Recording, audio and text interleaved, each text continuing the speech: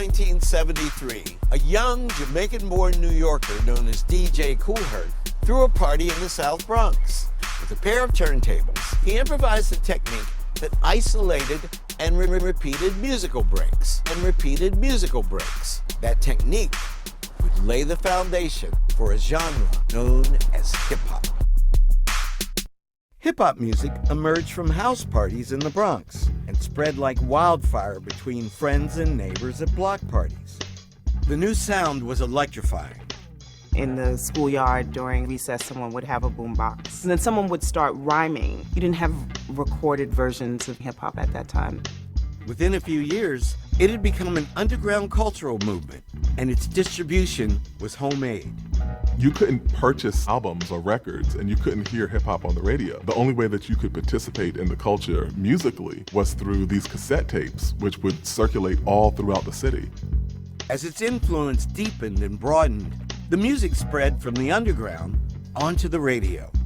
In 1979, a group from suburban New Jersey released Rapper's Delight, one of the first hip-hop records. Now what you hear is not a test, I'm rapping to the beat. And me, the groove, and my friends are gonna try to move your feet. And the Sugar Hill Gang's hit was just the beginning. As hip-hop evolved, it became a passion shared by millions of young Americans who used it to articulate their identity and their politics, creating a vibrant, multicultural community across the country. Our generation of young people, we had to find new ways to communicate, just getting on the records and speaking about the truth. Its lyrics reflected the social and economic conditions of the inner cities as seen through the eyes of the people who lived there. Don't push me, cause I'm close to the edge. I'm trying not to lose my head. Say what? It's like a jungle sometimes. It makes me wonder how I keep from going under. I think it was Chuck D who said, it's the CNN of the black community. It's actually reporting on all of these things that we've experienced in poetry form and musical form.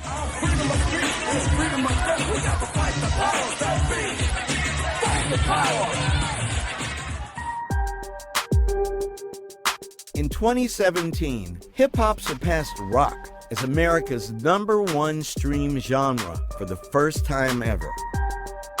Decades after its birth, hip-hop has grown from its underground origins in the Bronx to become one of the most popular genres of music throughout the world.